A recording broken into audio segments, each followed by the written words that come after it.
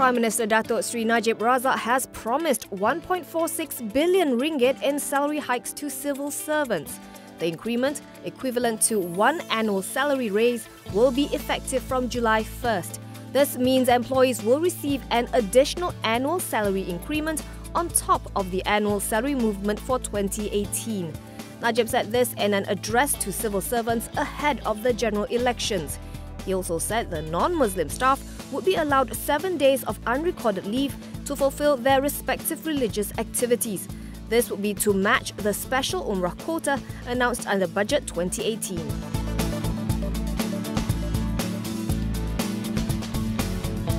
An LA court has reportedly ruled that Jho Low's super yacht can be sailed from Indonesia to the US. Trusts holding the title to the equanimity want to keep it berthed in Bali while they challenge the legality of the vessel's seizure. However, according to Bloomberg, the district judge denied the request. The US Department of Justice filed a forfeiture lawsuit against the $250 million yacht last year. It claims that the vessel was bought with funds siphoned from 1MDB.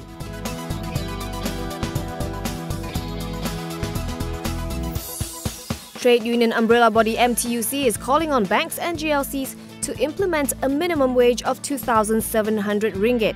It says this would help address the growing wage disparity, particularly in the service sector. MTUC SecGen J. Solomon says the large number of foreign workers and the shift towards automation is to blame for the problem. He believes that banks are good candidates to implement the measure because of the adoption of fintech and the lack of foreign hires. Bank Negara recently said that wage growth among the bottom 40% of households in Kuala Lumpur was not enough to meet acceptable living standards. It suggested that employers incorporate a provisional living wage instead of racing to the bottom to cut costs.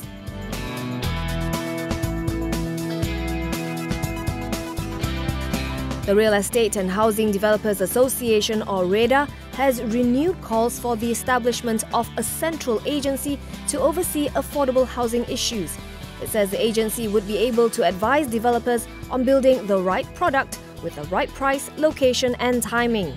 It would also guide them on overseeing rent-to-own schemes.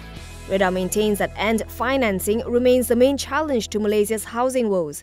It also wants the government to help ease the developers' cost of doing business, for instance by lowering or waiving development charges and compliance costs.